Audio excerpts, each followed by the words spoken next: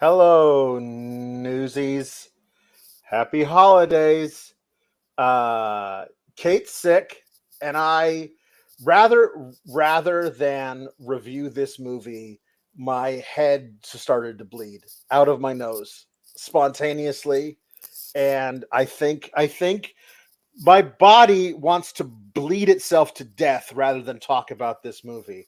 Hey, let's get the flick out of here. How's it going, everybody? A couple of things. One, it is kind of a shame that probably the greatest art ever created, i.e., me dancing to the intro, is not seen by anybody but you, Alex. How Yeah, privileged it's you are. true. I And am. two, you chose this one. I Okay? listen. I found this one and I suggested it to you with all the information that I had about it. One of those Uh, bits of information was that Leslie Nielsen is in it, which usually will sway me in the direction which of anything in the positive. you love Leslie Nielsen, I and I am do. also partial to Leslie. Um. Uh. Also, the thing about it is that last year we reviewed a movie where Lindsay Lohan had amnesia. And this is a movie where Leslie Nielsen playing Santa Claus has amnesia. And I was like, how could that be a disgustingly normcore, boring, generic holiday movie? And yet, Kate, that is exactly what we found ourselves It is when you called it core, I almost fell off my chair because that is what it is. with. Uh, it is. In fact, I had the ultimate like Hallmark Lifetime ish type movie picked out for next week, but we can't do it back to back with this because No. they're too disgustingly generic. So we're gonna switch it up for next week. But um, I was like also wondering how they could create something so normcore, and this was. I figured it out. It was a part of like Disney's holiday collection Yep. because I intended on leading this podcast, Alex. So I actually did a little bit of research, much like you Yeah. do when you're in charge of these things. That Uh-huh. was the thing that I found was this was a part of like the Yep. Disney days or whatever. But then I Yep. said, I don't have the notes or the wherewithal to make this an entertaining review. You can No. take normcore and Yeah. make it something special. So 20 minutes ago, I threw this back into your court. Thank you. Yes, you did. And a little bit more notice than 20 minutes might have been nice because I watched this begrudgingly over three sittings more than 36 hours ago and barely remember it. So also sometimes that'll happen, guys. We'll peek behind the curtain. Sometimes that'll happen where neither of us end up taking good notes, but we want to still maybe make believe like we know what the hell we're talking about. So I will find a synopsis online that's very detailed that will jog my memory about stuff that I've seen in the film. The problem is that there does not exist on the internet, the very vast internet, a good long synopsis of this film because nobody cares this much about this film. It's true. I did Um, watch it only 2 days ago, so it's at least a little bit more fresh in my head. did you watch it in one sitting? Because I I I did couldn't. watch it in one sitting. Oh, good for you. You got So that up on. we're gonna piece this. The thing is, nothing. It's very generic and boring. So there's nothing.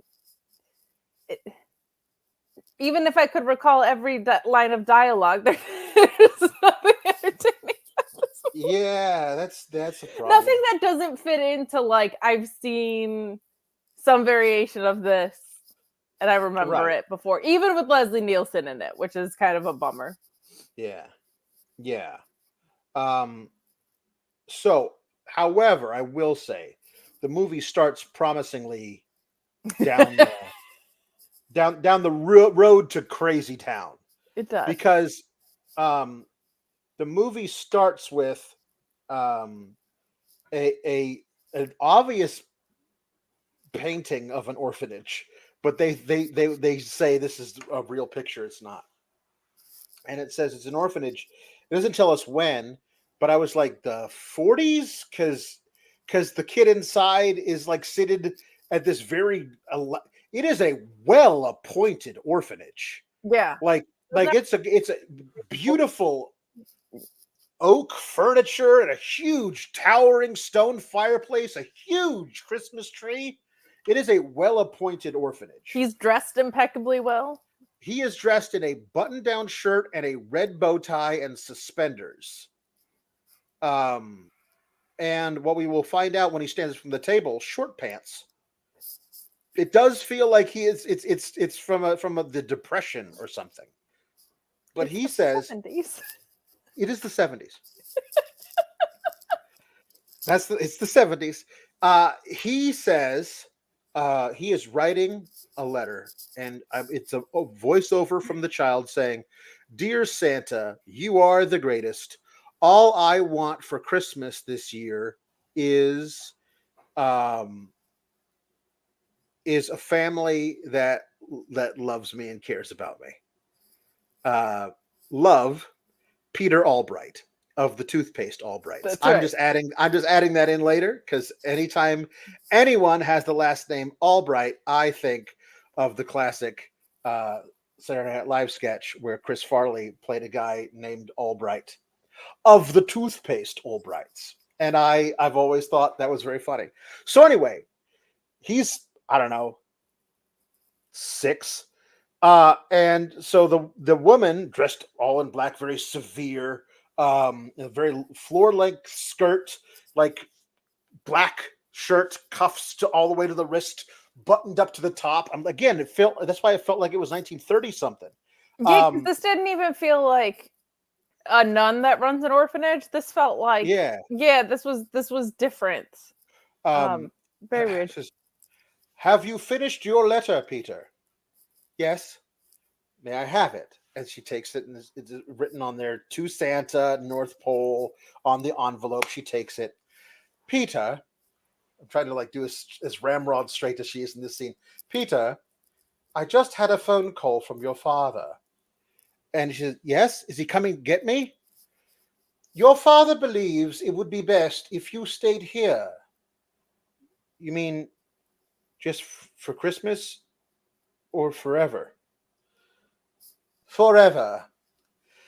And then he runs up the stairs, because he's upset because his father basically has abandoned him in an orphanage. Correct. Which, traumatizing. Yeah. Okay. Not as traumatizing as the next 5 seconds, because he Nope. runs up these big, huge, winding staircase and stops at the landing and looks back down at this big living room where the woman has sighed to herself and turned around and walked over to the fire, and she takes the letter in the envelope and throws it onto the fire, and it bursts into flames. And immediately he's like, so naughty. He's turned around 3/4 of the way up the staircase and looked back, and what he sees is this woman throw the letter into the fire. And I was like, you couldn't have waited? Maybe do a scan of the room. Maybe a good old double check sees up the stairway. Just burns his Christmas letter. She doesn't know he's there, but she should have made sure he wasn't. And like a child, as a child, you just found out that you're probably recently your mother is dead.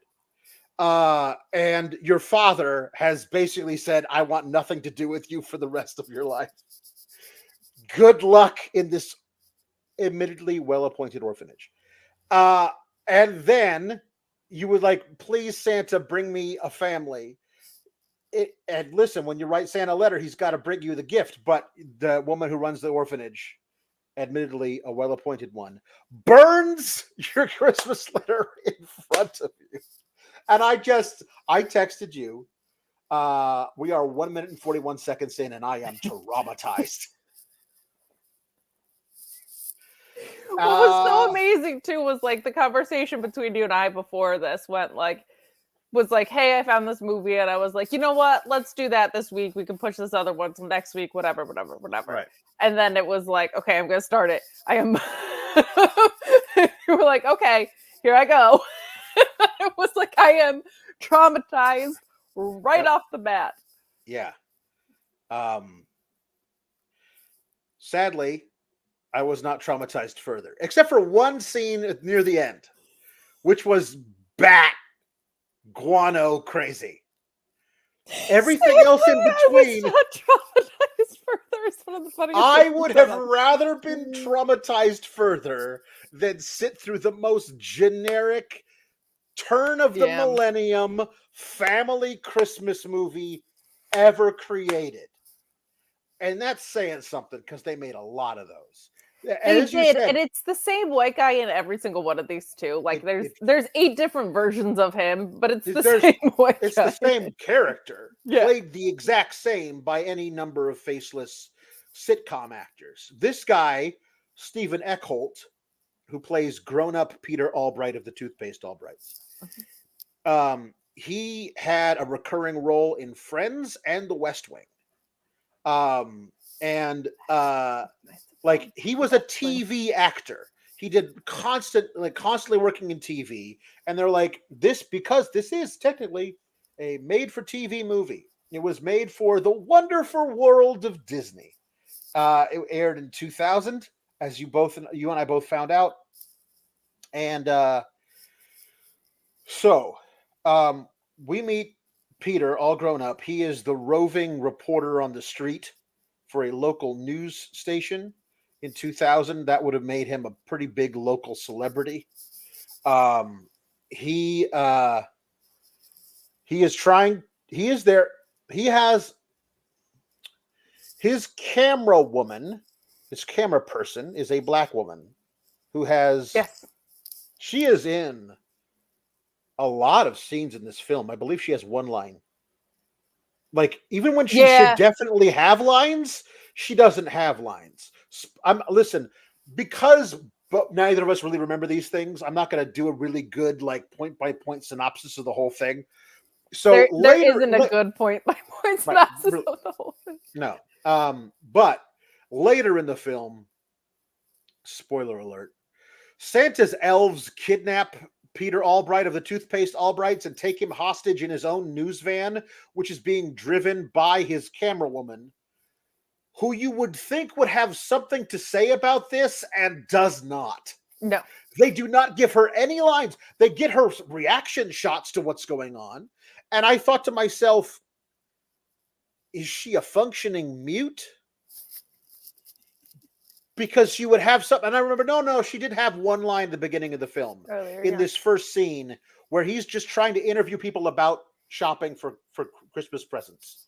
It's like 3 days before Christmas Eve, and people are doing Christmas shopping. He's like, "Would you like to answer some question about Christmas shopping?" And everyone's like, drop dead, buddy," in different versions of this.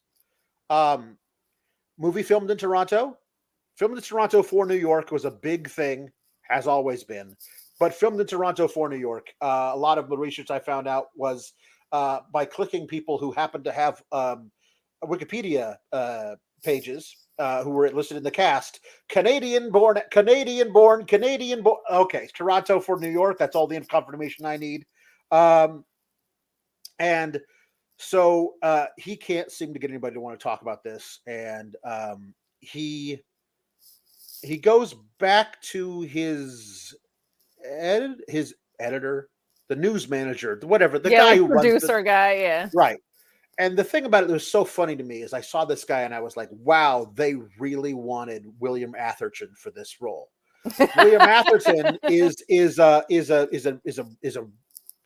famous character actor. The two most famous roles he played, and he did a lot of stuff in the 80s, was he played Walter Peck from the first Ghostbusters, the EPA agent with the beard who comes and shuts down the containment system, and that's when the ghosts go crazy. And the other one is the news guy who is on the plane during Die Hard 2, where he's like actively ruining everything for John McClane down on the ground by trying to like expose what's going on. And he's that guy.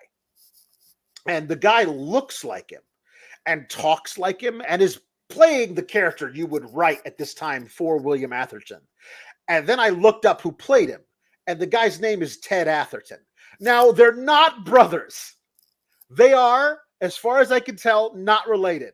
but he looks like him, acts like him, sounds like him, and has the same last name. And that is, to me, the main reason why he was cast. As the director wanted a William Atherton guy, and the casting director said, well, we got a guy with the same last name who sounds and looks like Which him. version? That, Timu honestly, version? yes.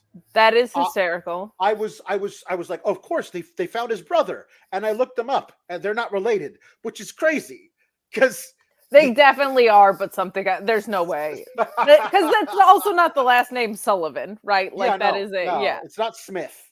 Yeah, It's not Ted. We're It's not not keeping up Ted, with the Ted William Joneses. Smith. No, Yeah. no. But anyway, yeah, that guy is a thorn in the side of our hero Peter Albright of the Toothpaste Albrights through the entire. Well, like in the way that, I mean, yes, but at this point too, like he just wants to do feel good Christmas stories, and Peter Albright he said like he wanted to do a story on like mall Santa's arrests, criminal records or suicide rates during the holidays, which I was like, that's a little like edgy for 2000. Okay. The thing they could have easily done is made him into a Scroogey type. Yeah, and he is, but he's not. Like he doesn't have a Christmas tree in his apartment. He doesn't have any decorations. He doesn't really do Christmas, but he's not Christmas bah humbug. You know what I mean? And I think if they tilted it a little bit more in that direction, it might have actually, because he has absolutely his mom died at Christmas time. His dad abandoned him like a week later. He grew up in an orphanage. Like Santa was burned to death in front of him. Basically, the idea of what Santa could be was immolated in front of him at the age of 7. He could be forgiven for being an Ebenezer Scrooge type, but instead he's just a career guy. You know what I mean? It almost felt like he was the one with amnesia. Like for the first 20 minutes of it was like he knew he didn't like Christmas, but it felt like he didn't know why, and he obviously does because it was his childhood. Yes. So, but yes, so he comes up with this idea sarcastically, right? Of, well, why don't you just put a camera on my head and it'll be Santa cam? And his producer loves that idea, and it's like, put a Santa cam on your head and go to the mall. Yep.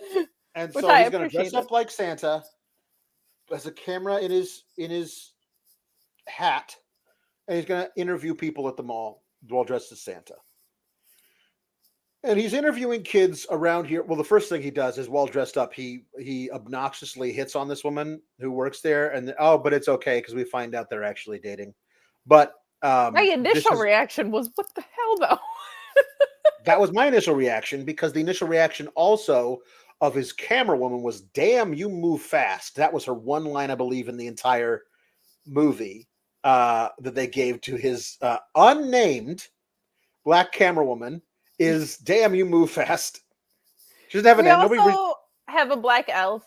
Like, it's like they realized that they need to do better with casting, but they didn't realize like hey, maybe we should give them roles of substance. Yeah, right. Representation without actual anything else. Yes, exactly. But anyway, so his camerawoman does not know that this is the person he's been dating for a year. Right. So he's not a very like, hey, everybody, I'm an open book. Come, let's find out about my life. This not person. Cool. So he finds out that so he hits on her. She sees through his disguise immediately, and so they're doing a little interplay. It's fun, cute, whatever. He's interviewing some kids, and the kids, does one of them like punch him or something? Anyway, he falls over, and the actual Santa, that inside this, they're in a mall. His girlfriend, Claire. At this point, all we know is that she's his girlfriend, works in this mall, and at this big central area of the mall, there's a gazebo that's poorly built, shoddily constructed, obviously, that's built in the middle of this atrium, and that's where you climb up the little stairs and you go visit Santa, and that's what this is. So the Santa that they actually have up there who's greeting kids, he says, hey, how you doing? Poor bad fall there. Let me help you up. And reaches over the railing. And when trying to help the guy up, he falls Yeah, through so the there was railing. The a railing gives way and they fall, and then they have to take away that Santa on a stretcher. Spoiler alert, that will in no way be the last Santa we see on a stretcher through this movie. no, which is an insane sentence to say out loud. Yes. But Yeah. yeah, there's a little girl who's shouting all the things that she wants at Santa. I only mentioned this because it Yes. kind of comes up in the next scene in a Yeah. Santa's too old kind of way.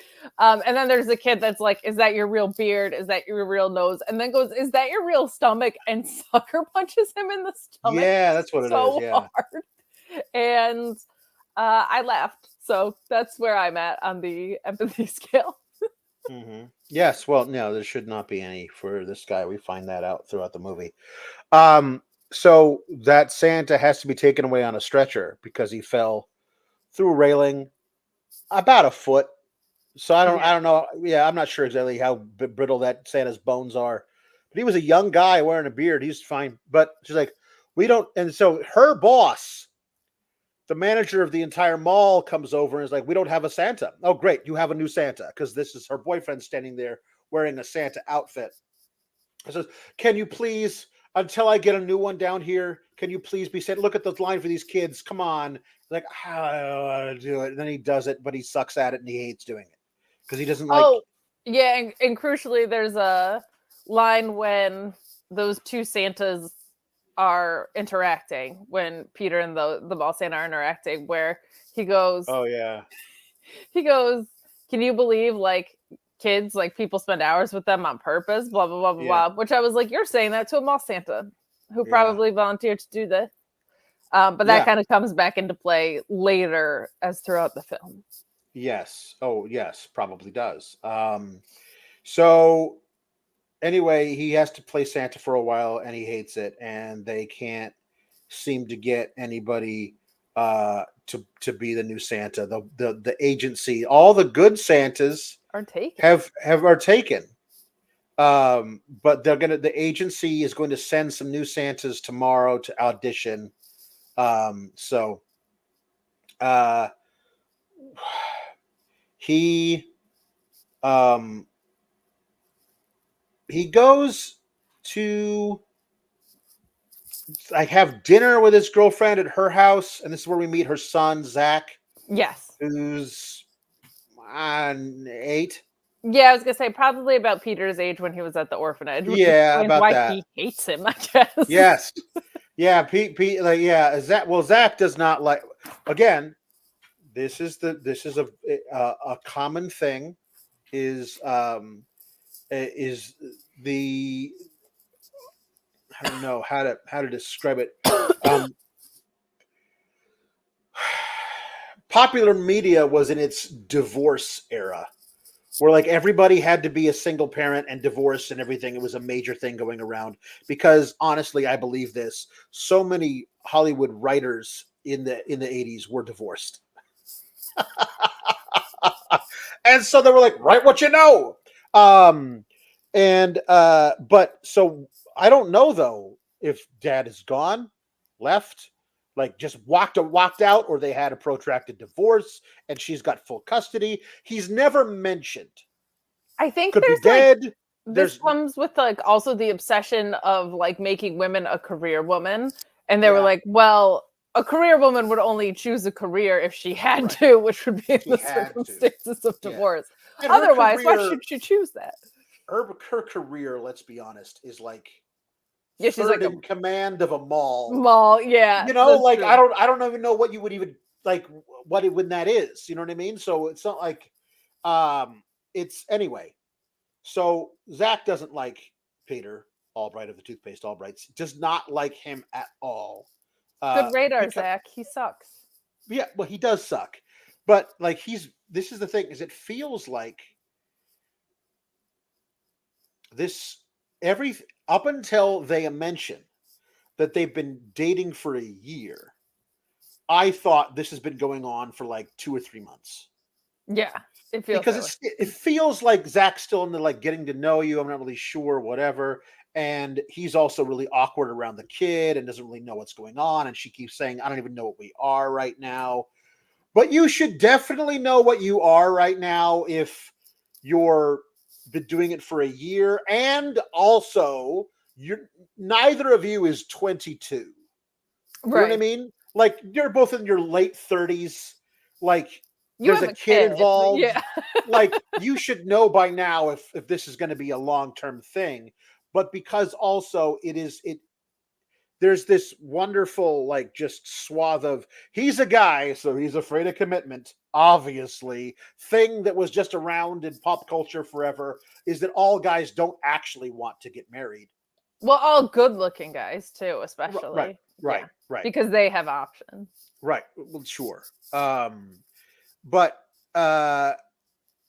they put the kid to bed and have Chinese food, and they're canoodling on the couch, and trying to like like what are we gonna like talking about Zach and how we're gonna blah blah blah, this is where he says, "So can I spend the night?" She says, "No, it's still too soon for Zach," and that's how I was like It's been a two or few 3 months, months. Yeah. 2 or 3 months, a year, and I'm like, okay, so I don't know how to rationalize those two things, but she because if a year is too soon, what's not too soon? 2 years, three, a decade, Like like what's a year to not spend the night. Like this guy's been around enough.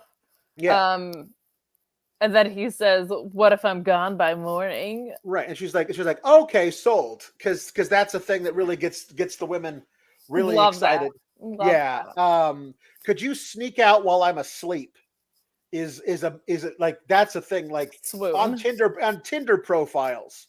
It's like the things that I really love is like long walks on the beach and when guys sneak out while I'm asleep. Yes. That is so anyway, uh he accidentally oversleeps. Oh Wakes up. no. Oh no. And hilarity ensues when he's trying to get dressed and she's trying to hide him from the kid, and the kid knows he's there and is kind of nonchalant about it. The kid Um, earlier when she's like tucking him into is like, "Do you like him?" And she's like, "Yes, yes. I do." He was like, "He doesn't talk about anybody but himself." Like, I was Yeah. like, "He's way more astute than the mom." Like, this kid Right. is zoned in on who this guy is. You don't And think that kid knew he stayed the night? Come on, that kid knows.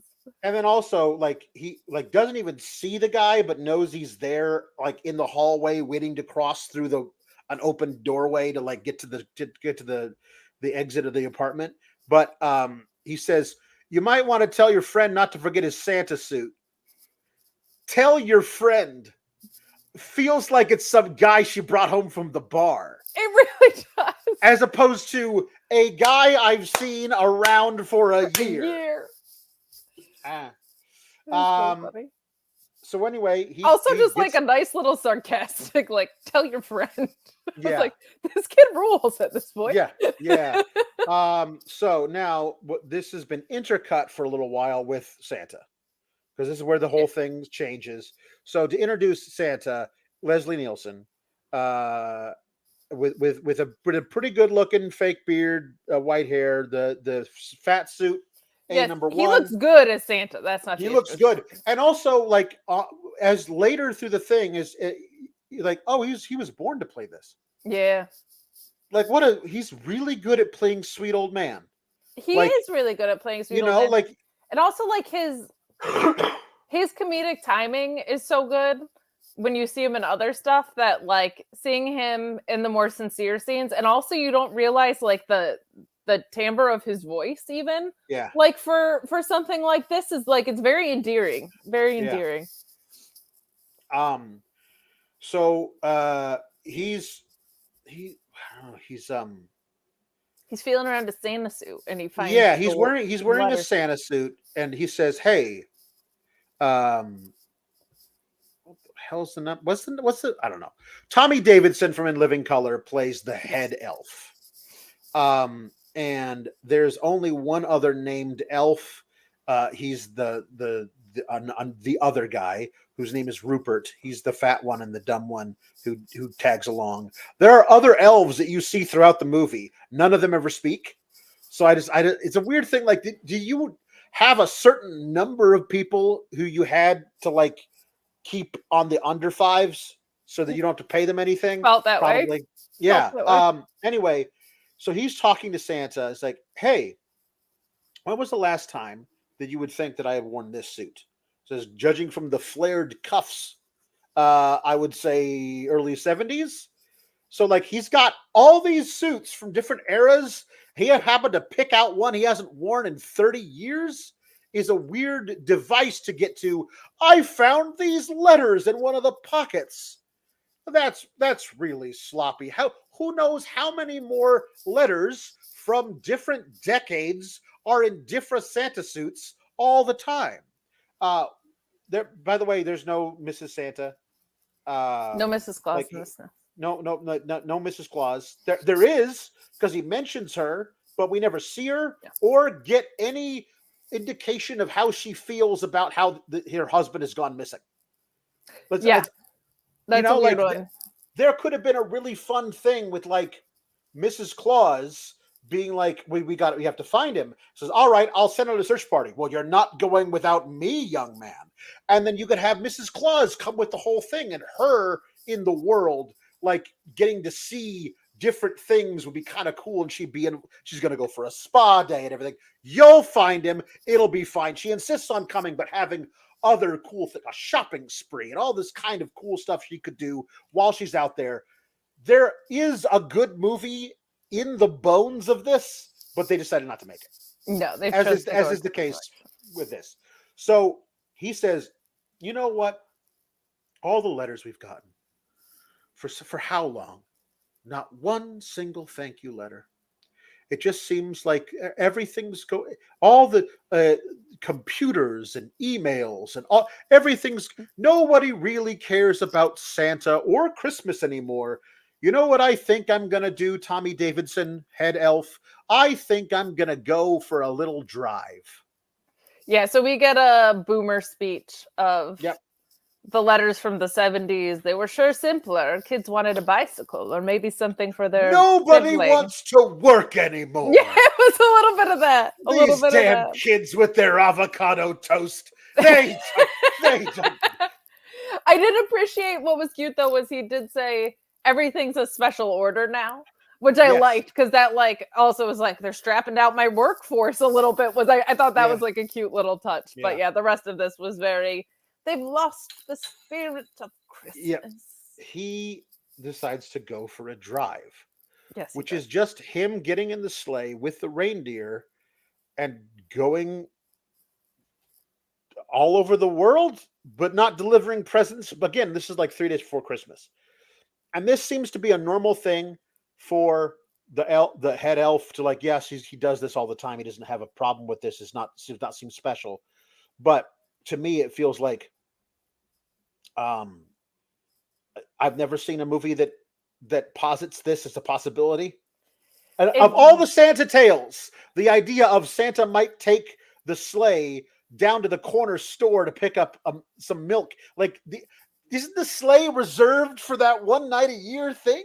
If they had done a better job of making it a him going for a drive thing, of like if he had a radio and he kept switching the songs and all the songs were other Christmas songs, or like there was something that made it feel like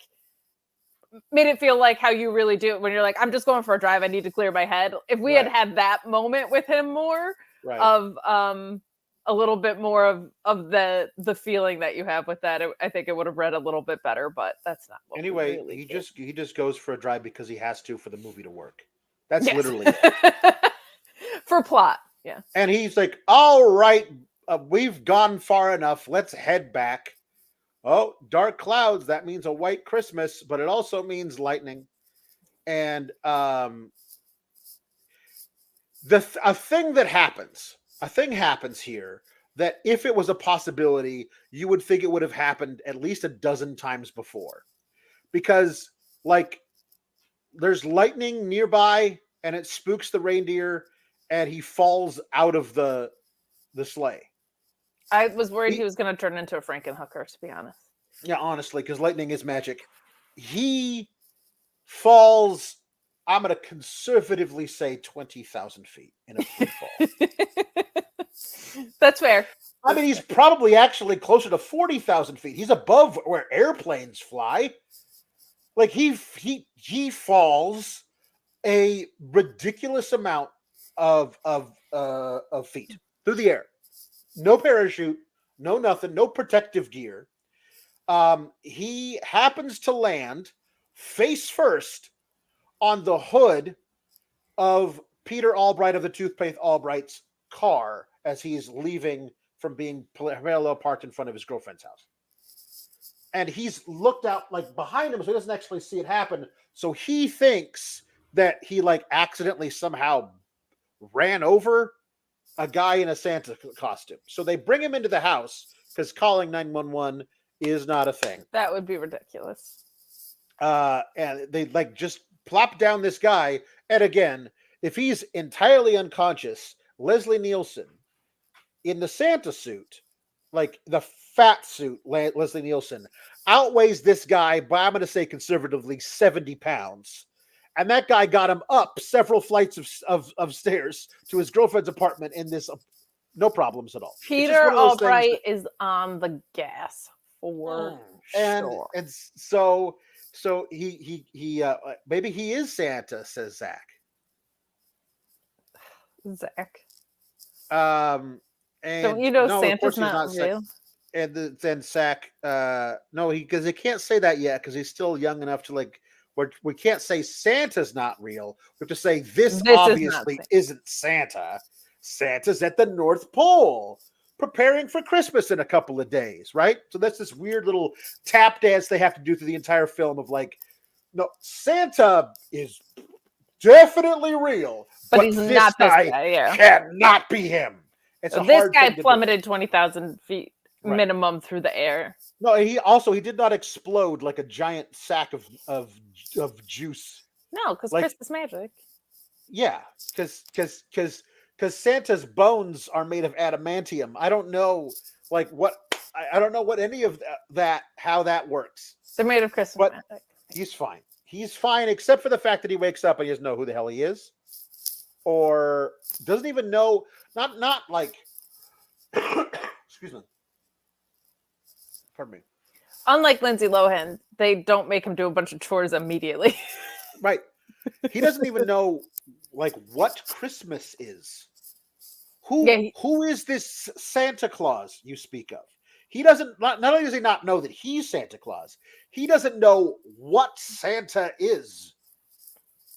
Which is a different kind of what amnesia usually is. Yeah, this is a different type of brain damage. Yeah. So I guess until we find out who he is, we should probably just, go through a normal day taking him with us everywhere after his brain damage. Nobody calls Go to a hospital? Go to a hospital. But maybe you're like, okay, this guy got knocked a little loopy. Let's take him into the couch, see if he wakes up and he's fine. We can't find any ID on you anywhere. Are you like, do you know who you? I have no idea who I am. He works for a news station. At this point, at the point where he says, I have no idea who I am, that's when you call somebody. Yeah. I could maybe forgive the rest of it before then, but not really, because they're dragging him upstairs. Like, it's not like you walked in and laid on a couch. No, that's true. Also, I know he didn't see an old fat man in a Santa suit plummet with terminal velocity, but somebody on that street did.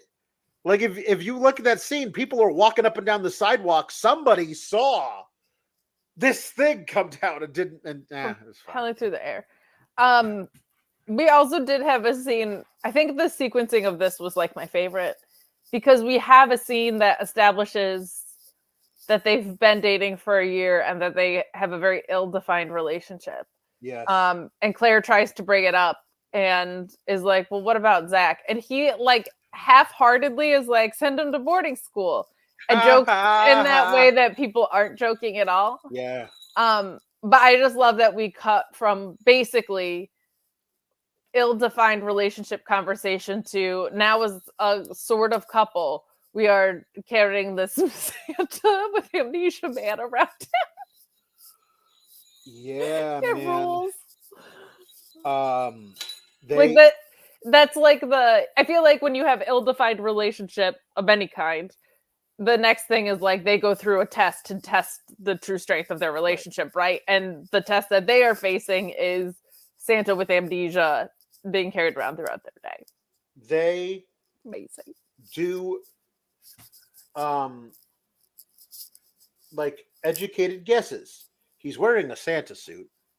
Maybe he's on his way to work as a Santa, or maybe he heard that the mall was in need of a Santa and he came here as opposed to going to the, maybe he was on the way. Let's take him to the audition. He's a shoo-in. Look at him. He looks perfect. That's a real beard. Like he's a perfect guy for the, let's take him to the audition. He'll Go obviously to the hospital. ace the audition. He doesn't know who he is. No, the hospitals, no. He should definitely try to get a job. It's America. So Job. get a job, you bum. You can't live on this couch forever. So so he has an audition with a bunch of other people just trying to say ho ho ho. And it's one of those little things where they intercut all the people doing auditions and they're all really bad in different ways. But the guy who could say ho ho ho the most, he wins. Not Santa, who doesn't really know what ho ho ho ho. He doesn't really know what he's doing. He doesn't know There's his one, ho ho ho cadence. It's a mess. no. There's a guy who's listening to the credit and says Marlon Brando Santa, because he's the one who's like, he's the method actor who's like, Santa. Yeah, really. Anyway, so they give it to the other guy, and so like, oh, I guess we don't know what to do. We'll have to hang out here, I guess, and try and figure out what to do. And that Santa is doing his ho ho ho's too loud with all the kids, and he ho ho ho's himself into a ho ho ho cardiac arrest, or I don't know what else you would call. He's ho ho ho's until he can't stop ho ho hoing.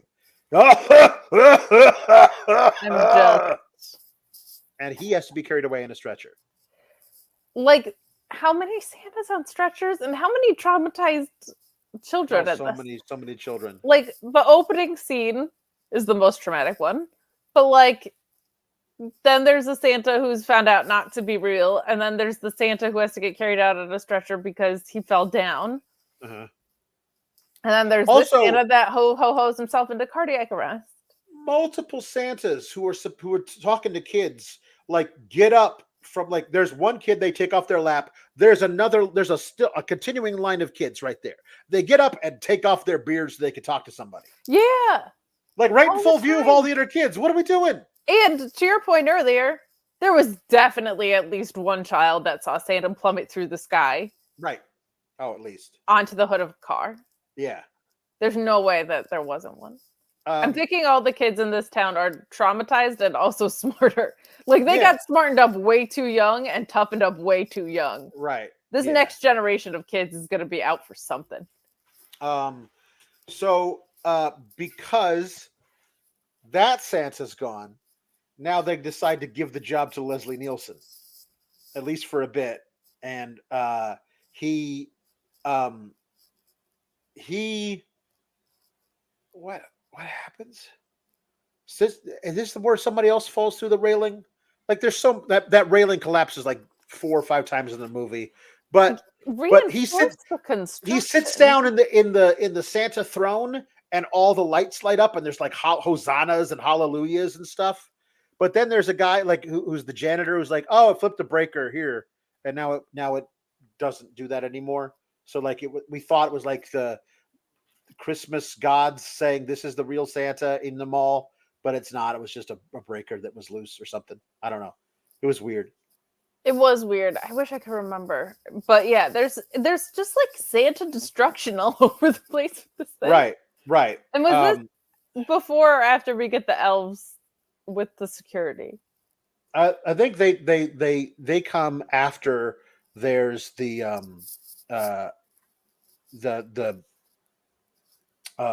this next thing, which is that Peter Albright of the Toothpaste Albrights, he comes up with the idea. I'm a major reporter for a major news station. Oh, finally, Peter. Yeah.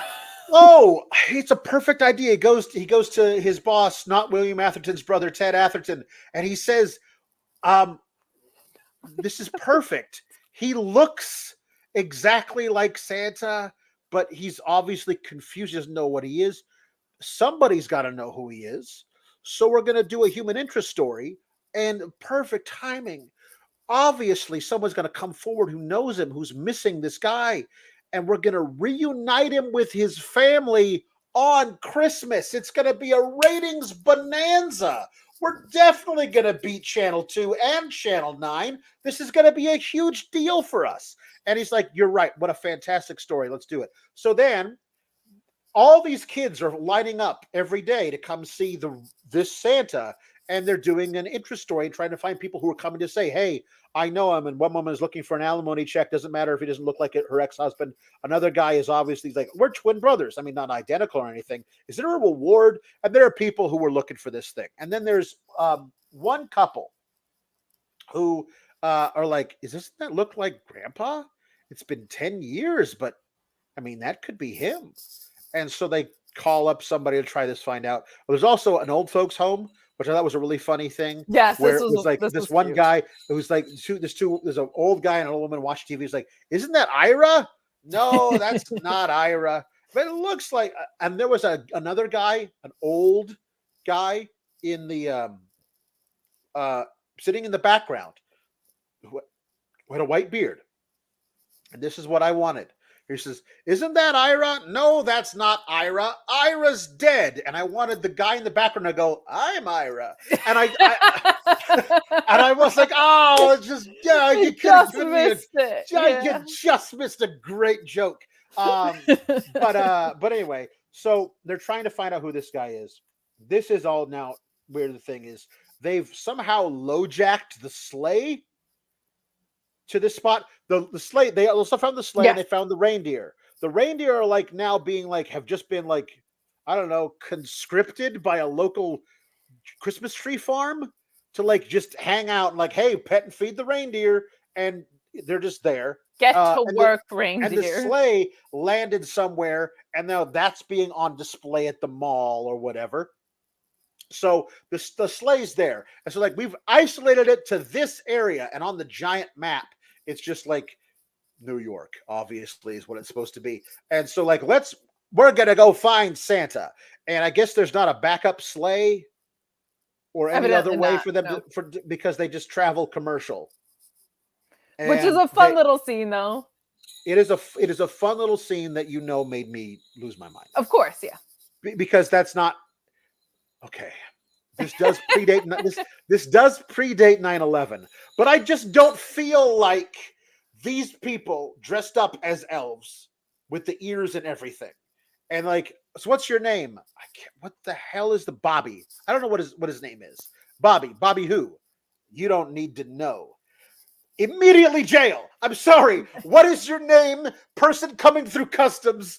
Bobby what? You don't need to know. Jail. Like I feel like even before 9/11, they were not in the business of just letting through anybody. No, it would much like AEW referees. Yeah. There would just be no need for you to have a job as security if you were letting guys who didn't know their last names go through. But they're like stopping if not somebody who won't even tell you who doesn't have identification. Well, you don't have a gun though, right? Yeah. Right, I guess. They were just the actors in this. I thought were cutesy with it, with this like we're in disguise, but we don't know who we are kind of thing. Was like if you're a kid watching that, you think that's a fun scene, right? So all the elves are like, "What's in the bag? You don't want to know." Jail immediately. Right to jail right away. There's nothing else. And so like they open the bag. And the bag is full of silly snakes. They're the ones that spring up, and that's it. That's all that's in the bag. So my question would have been, why did you bring the bag? Like, what did you need the silly snakes for, elves? Like, It does seem as though there was not a grand plan in place. You packed your carry-on with silly snakes. I'm sorry. I don't know.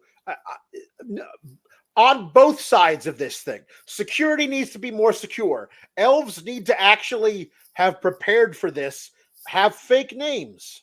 You know what I mean? Like their last names are Snowflake and Hot Chocolate because that's all they can think of. But at least they have they're trying to get through. They have fake passports with your name's Bobby Snowflake passport, and it's him with his giant ears and a big smile. It says Bobby Snowflake. All right, fine, you can come in. Like, it's something. Do something to make any, or don't do this scene, or have them go. Thank God we used the backup sleigh to get here, because this scene belies everything that happens after it, because they would all be in jail, wanted on federal crimes. Well, you're not allowed to cross over into the United States with no identification. That's true. That is a good point. I just liked the actors in this. I thought they were cute.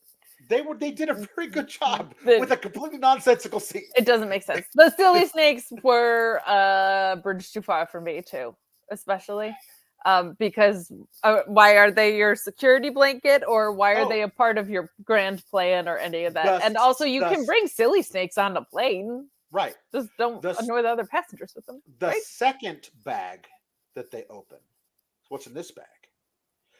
There are two security officers, one guy and then another guy, and the joke is that he's got a very thick Indian accent, but his last name is Hatfield, and that's the joke. That's the joke. And anyway, he says, I won't do the accent, but he says, what do you have in this bag?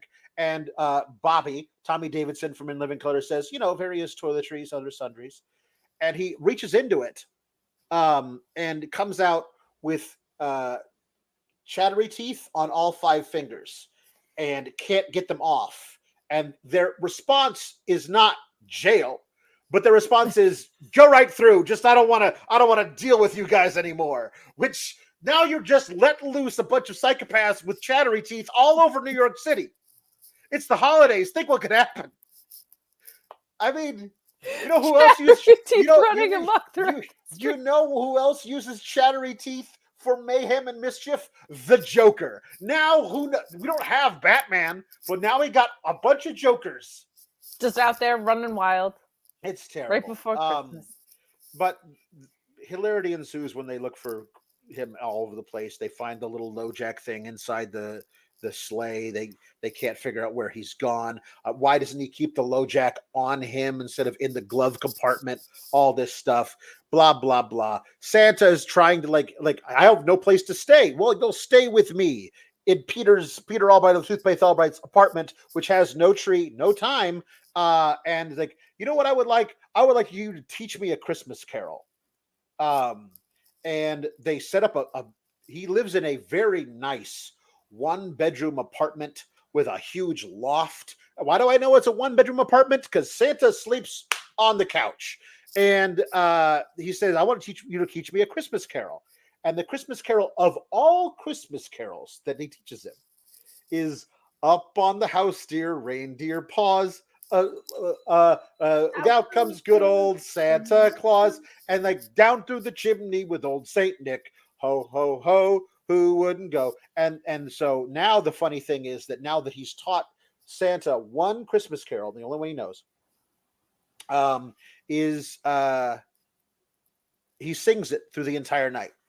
So Peter Albright of the Toothpaste Albrights can't sleep. But does Santa sleep?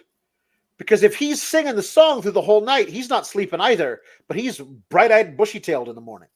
I mean, he's also infinite years old, right? I mean, I suppose. And but he does he need sleep? Survived this. Probably can't go to sleep because he's got concussions, so he probably shouldn't. Yeah, shouldn't go to sleep. Shouldn't go to sleep. My thing was also like, maybe you don't want to, if you're trusting someone enough to come into your apartment, a stranger who doesn't know who he is. I guess someone should be watching him, but I was like, could you at least give him the bed and go sleep at Claire's? The son knows now. Like, give him the bed. You thought you hit him with your car and you can't even give him your bed? This is where it starts to get kind of hazy for me because all this other stuff Because blends it's so through. boring. It is. A lot of it is like the relationship like problems of like you don't want a commitment, but I have a son. We've been together for a year. What is this? What's going on? So like I don't know what any of this is, but like they call the police to like run the thing of like who was actually there. The person that called that thinks is their grandfather, they believe it's actually him. There's this one point where oh there was the one scene that made me go crazy is that he went here's some money, go walk around the mall and buy some stuff. So he buys some really horrible looking clothes. He goes to a salon and they dye his hair and beard jet Oh, black. yeah. That was really weird. That was so weird. But It was, yeah, it doesn't stay around, thank God. But no, that was no, very they odd, wash yeah. it out They in the washed it next out scene. immediately, but Yeah. it was just like, what are we I don't. what are we Yeah. doing? Anyway, they so Zach is convinced this is the real Santa, and Zach is smart. because Zach is smart, and he takes Santa to go look at the sleigh. Just maybe this will prove it because they put him under hypnosis, and the police psychiatrist puts him under hypnosis and like tries to take him back to being a kid, and the kid he has as a child he has a memory of of like being or not as a child. It's like they're assuming it's as a child.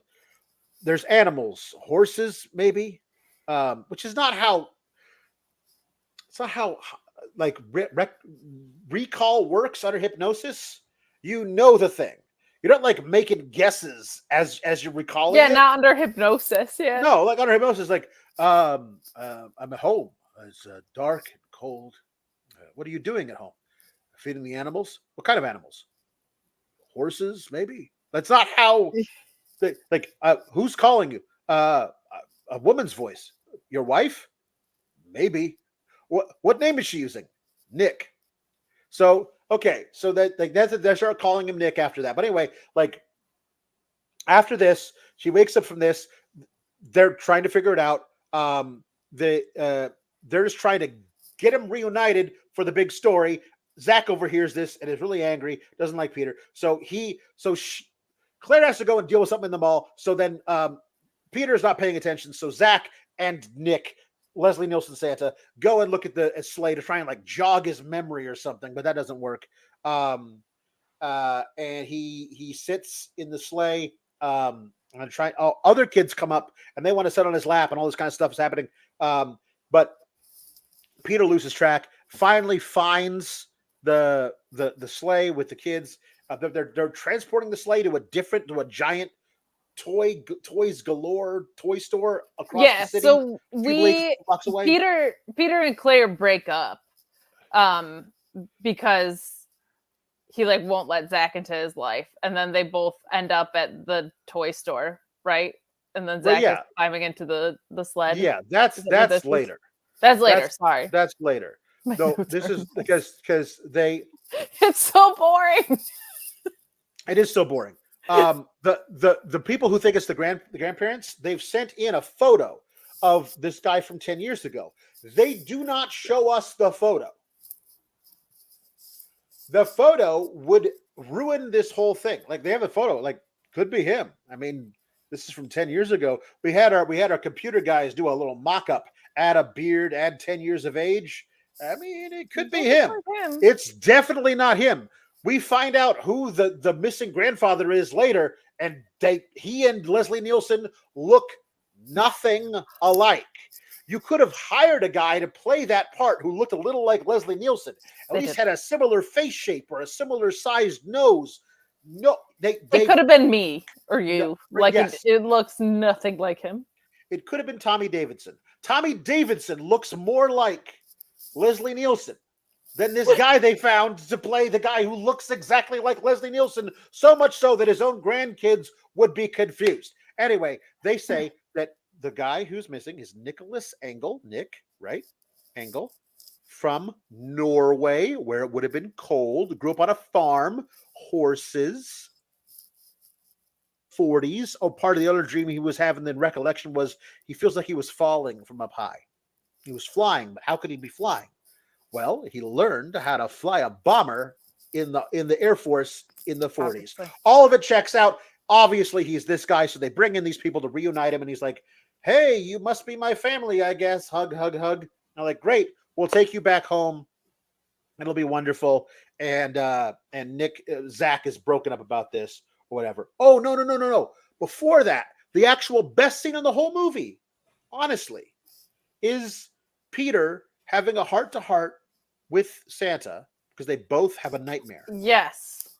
The nightmare is nuts.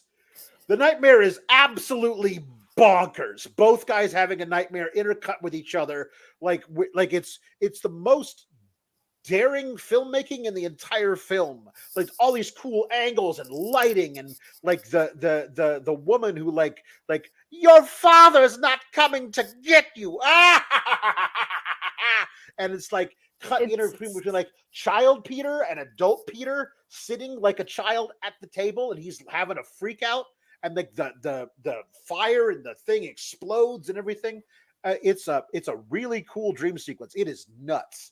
But because it's not even that nuts, but because it comes after an hour of just the most god awful normcore bullshit, it shocked me, and I was like, "What is this?" It's also like it's helped by the fact that like there's an ounce of vulnerability in Peter at this point too, and he's not a bad actor. It's just a very, very basic and dumb role. So like him and Leslie Nielsen actually getting to do something with any emotional depth to it after an hour of it just being so boring, to your point, is pretty good. So they have the nightmare, and they both wake up, and they're going to have a glass. They end up in the kitchen together having a glass of milk, and he explains to this guy why Christmas is not his favorite time, and he explains the whole thing, and then he explains this deal, and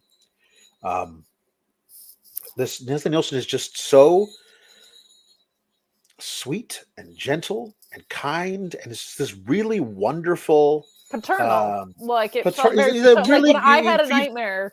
That's how my dad acted, and Peter didn't have a dad. Like, but also, which is a really good point.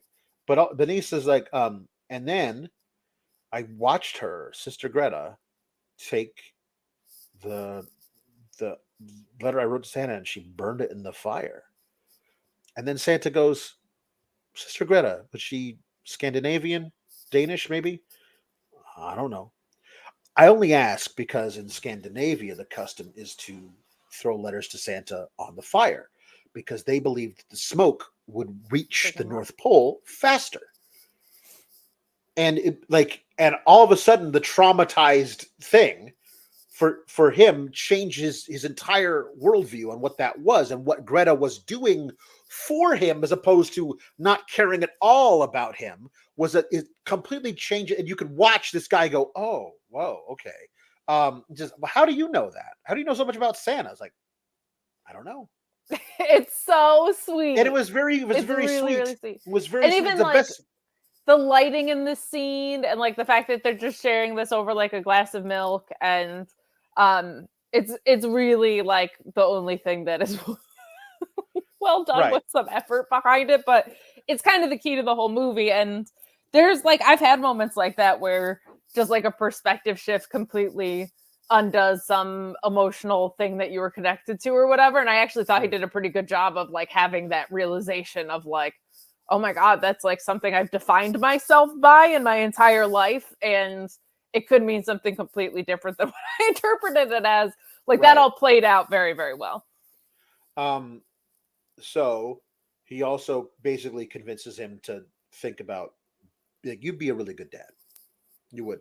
Like, and he doesn't think of it that way until like he has this conversation heart to heart with Santa Claus. But honestly, I was like, this is the kind of thing the movie should be built around. Is this kind of sweetness? Because there's a lot of like because it felt honestly very genuine, and there's a lot of it is Leslie Nielsen, but it just felt like this movie. If they had made the movie more like this, maybe it stands the test of time, and people actually are watching it, not as a joke at Christmas time, but like for some other reason. Maybe we're So gonna have to go through the bottom of the barrel to find it. right, yes. So this is where you're talking about where um they there's a like a Salvation Army Santa who stands out front of them all. His name is the guy's name is Grady. He wears a beard. Yes. He likes playing Santa, loves it. But the real Santa bequeaths this guy who he has befriended throughout the whole film. Here's my Santa suit. You should have it. Like, oh my God, that's what a cool suit. Thanks so much. But later he says, I found all these letters in this pocket. There's all kinds of crazy hidden pockets in this thing. I found these letters. You should probably give them back to Nick. And Peter goes through them and finds the one that he wrote, because apparently when you burn it up, it goes up, and when it reaches the North Pole, it materializes. Yeah. So that's what he's got. And he's like, oh my God, how could he have this unless he was the real Santa? So now he starts to believe. So he's like, he calls Nick on a phone that he gave him so he could call him. And he says, hey, I think you got to come. You're the real Santa. And he's like, oh, cool, I am? Excellent. So he tells his grandkids to turn the car around and drive to Toys Galore so he can meet Claire and Zach there and get the sleigh, which is now being presented at the top of this big mountain indoor house thing. And so Santa climbs up there to try and I don't know why he's getting in there anyway, off of the roof. So then Leslie Nielsen climbs up and gets in there too, because when you have a 40-pound, 60-pound maybe child in there, and that's too much weight for the cables that are holding it up in the air, what you should definitely do is add another 375 pounds, because that'll definitely make it better. But anyway, the is sleigh there falls. A single contractor in this town? Just like the only thing that I have in my notes that is all capitalized and bold. Like anybody that can build anything regarding Santa Claus, because the sleigh falls off of this very tall indoor fake house that they built with Leslie Nielsen Santa and Zach in it, and it falls, and it then just hovers over the ground. And silly me, I thought the whole deal was the reindeer fly and the sleigh is pulled by the reindeer who fly. But I didn't realize the sleigh could fly by itself. If it does, why do you need the reindeer?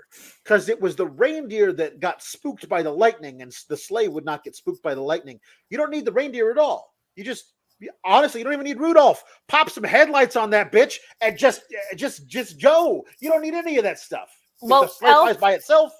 Elf lore told us that the sleigh can like get off the ground on its own, but that the reindeer need to sustain the route. Okay. Yeah. All right, fine.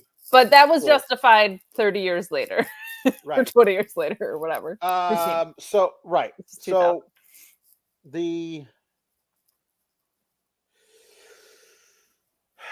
oh my God, it's the real sleigh, and there's hundreds of people watching the real sleigh have levitate, and then they're like, okay, great, bye, and they leave. By the way, the grandchildren like shaved his face. So now it's like Leslie Nielsen with no beard walking around. So weird. They're like, now we got the sleigh. So we put on a flatbed truck that I guess we own, and we're driving through the city because we got to find the reindeer. Reindeer are at a Christmas tree farm. Let's go find the Christmas tree farm. Oops, there's a night watchman there, and he will not let them have the reindeer. So then the elves show up. They have figured out where he is. They have tracked him. They know where he is, and the elves like basically browbeat they scare the security guard into running off, and he calls the police, and the police show up, and then the elves like tie up the police and the security guard, and then Santa uses Santa magic to put on the clothes and a new beard. He grows it instantaneously. And then Peter Albright of the Toothpaste Albrights wants to now get married to Claire and be the dad for Zach, and everything's fine. And then all the other elves are gonna go back on first class. They got upgrades, and so they're gonna go. And but Tommy Davidson, Bobby, whatever his name is, he's gonna go with Santa. Santa invites Peter, but it's like, I've got a family to spend Christmas with for the first time ever. It's like, I was hoping you'd say that. Then why did you invite him to go on the sleigh if you were hoping he would say no? It's just a dumb thing. And so, because if he wasn't gonna, you don't want him to spend Christmas alone, right? So then he says, so they go off and we got to get going because it's Christmas Eve. We got to go, otherwise we're gonna run out of time to deliver all these presents.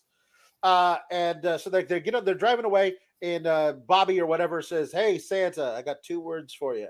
Merry Christmas." Okay. Oh, sorry. No, guns up. He says seatbelts, which is 1 word, but also should be standard in the sleigh. Like maybe if he had a seatbelt, like he would not have fallen out of the. He would have gotten ejected. Yeah, he wouldn't have fallen out of the thing and then bonked his head.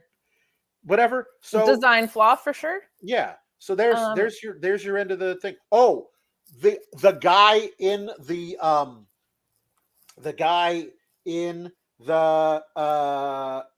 old folks home who says, "Isn't that Ira?" That's the guy who is the real grandfather of the people who thought that Leslie Nielsen was his grandpa. Yeah. This did get. I mean, it was just nauseatingly predictable, but I will say the townspeople were at least shocked when the sleigh started levitating, because there's a lot of blind eyes in this. Like we said, like nobody's concerned that all these Santas they're going to need workers' comp. If there's if there's an agency, there's a union, and they're all making paydays. Nobody saw Santa plummet through the sky, so when the sleigh starts to take off, at least people react to it. And then in the scene where they're kind of browbeating the security guard with the reindeer, I did appreciate they did these really really zoomed in close-ups of everybody just giving side eyes. And one of them is on Zach, and he actually did a pretty good job with it for a little kid. He's very menacingly staring. He got that they were going for the Wild Wild West close-up stare into the camera thing pretty well. That was actually pretty cute. But this is just it actually made me appreciate movies like the Santa Claus more, because there's more effort and justification in those that you're oh, what a simple story to those, but you realize it's simple, but there's a lot of necessary elements, because when they're not there, you get this, and that's bad. Yeah. Yeah, I mean, listen, a movie where attention during class, but thank you. No, this I, honestly, I respect it. Listen, are you kidding me? If they had YouTube streams when I was a student, I would have failed. Never would have paid attention in class ever. No. Oh my God. So, what I will say this is that you can't. The idea of, hey, Santa Claus fell out of his sleigh and landed in New York 3 days before Christmas and has amnesia. There are 100 movies you could write with that basic premise that would be so much better than starring Leslie Nielsen. Career guy tries to have a relationship with single mom. Also barely starring Santa with amnesia. Yeah. That's not how you do this. Yeah, you're right. There wasn't enough of Santa. There was not enough there wasn't. Leslie Nielsen in it. Which is funny, because he was a big deal by this point. By 2000, everybody knew who Leslie Nielsen was and what he was capable of. He'd been well established. This was all of the boring parts of a Lifetime Hallmark movie with none of the "I'm laughing so hard at you because it's so bad" aspect. The which is rough. career guy who doesn't like Christmas because he was orphaned at Christmas, trying to like make it work with his single mom girlfriend and the son who is the same age that he was when he got abandoned, struggling with whether or not Santa Claus is real, is the plot line of 100 Hallmark movies. The idea that you would take that and then add a dash of amnesiac Santa and say we're good here. No. The movie is amnesiac Santa. Yes. Then you add things around that, not the other way around. Especially when you have Leslie Nielsen. Yeah. Like, who ended up doing this? Did you know this is the second time he played Santa? I did not know that. In 1991, he played a Santa in a movie called All I Want for Christmas. Not based on the Mariah Carey song. So like I don't know anything about it, although he is listed way further down in the credits. So I think he's got like a bit part where he comes in one scene and he's Santa. Gotcha. But but yeah, no, that's I looked up that somebody said in some synopsis like reprising his role from All I Want for Christmas. No, you don't reprise the role. Santa He played Santa in 2 different movies. That's not reprising the role. I don't think that's not how that works. You can't reprise it. This isn't Freebird. You can't just Yeah, I unfortunately have to get the flick out of here with this one because of this. Yeah. There are far better movies of Santa. And there are far worse movies. Yes. And the worst ones are better than this. Yes. Because they're so cuckoo bananas that you're at least laughing at them. It felt like a chore. This one felt like a chore to watch, unfortunately. It also felt like, considering it was made in 2000, I'm like, this feels like it was made in 1991. I guess maybe because it was TV, like made for TV or whatever, that probably diluted some of it. But I was like, this feels on par with the stuff that we watched that's from like 1988 to 1992 and those like B-level movies. But for 2000, this should have been better than it was. But if it's part of some like Disney countdown bullshit or whatever. So this is the thing that I will say. If you're looking for a movie where Santa comes to like regular America and has to figure out what to do while he's there, watch Ernest Saves Christmas. Just do that. Watch Ernest Saves Christmas instead of this. Watch Ernest Saves Christmas instead of most movies, but definitely instead of this. I'm gonna say get the flick out of here. No, through no fault of Leslie Nielsen, who I honestly thought made a really good Santa. He's just not in the movie enough. So agreed entirely on that, and must you watch it. That the one scene after the nightmare is very sweet. Like that's the only thing with any kind of emotional gravity to it, but it's well done. Like Leslie Nielsen is so, for a kid that you're like, this kid grew up without a father, and to see him be a loving father figure to him and have this realization of the letters being something that they do as a Norwegian custom, like that part of it's really good, but that's like 0.5% of the whole movie, unfortunately. So it's not great. It's not great. But hopefully we'll have something better or worse, because anything's better than Mama Mid, or you have a Mama Mid Christmas, and nobody wants that. So it'll be better and worse. It'll be better and it'll be worse and better, because it couldn't be this. Anyway, happy holidays, everybody. We'll see you next time. Yeah, happy Hanukkah, by the way. To our Jewish friends. Hanukkah's on the way. Yeah. Bye. Next time get the flick out of here. Who knows next time? Bye.